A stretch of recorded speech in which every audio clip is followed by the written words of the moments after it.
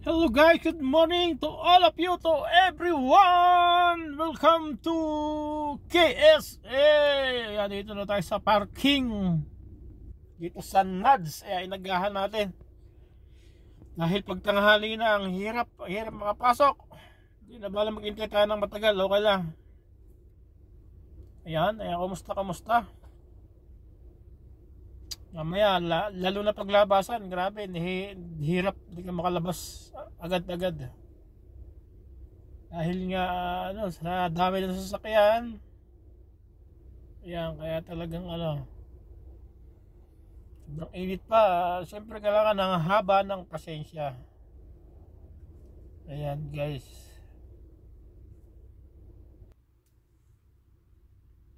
Matagal pa naman ng taglamig, mga November, December, ayan. Mas mahirap pala pag mainit. Yung malamig, pwede kang mag-jacket or sa loob ng sasakyan, okay. Pag mainit, hirap. Kailangan talaga matibay ka rin kasi sobrang init. Yan, ugaliing magbaon ng tubig. Ayan,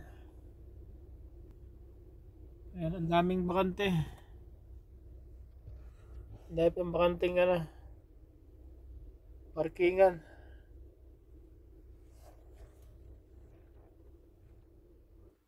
Maya ng konti, puno na yan. Dito muna tayo sa sasakyan.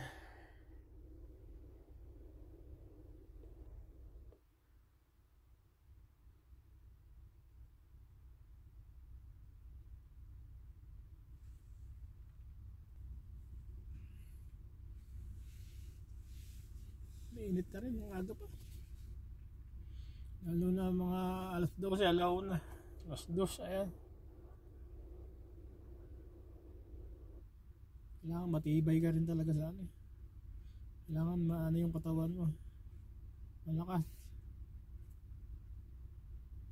Kasi sobrang init. Pag hindi mo kaya talaga, babagsak ka talaga. Kailangan laging may kailangan lagi kang may energy.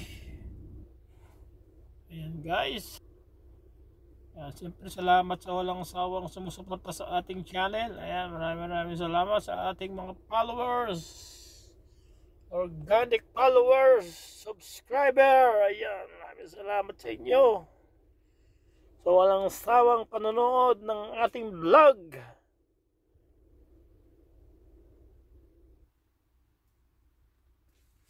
Ito yung ating sasakyan. Malaki tong Ford na to Ford Expedition XLT. Laki ng loob, pati yung haba. Ayan, ang ganda pati.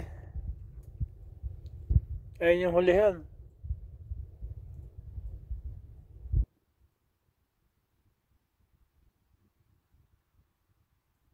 Ford Expedition XLT, automatic. Tapos tama yung cambio niya ito. Iba. Yung gear niya. Yan, mayroon lang nakapangalan ERND. Tapos yung M, ayan, manual yan. Pipilitin mo lang yung M. Ganyan mo lang guys, Ayan, naka-drive. Neutral. Yan. Ito pala naka-reverse. Ito yung parking. Reverse, neutral, drive. Yan. Pag naka-neutral, pag naka-drive, meron siyang monitor, camera. Kita mo yung hulihan. Ayan. Tapos magtutututot dyan.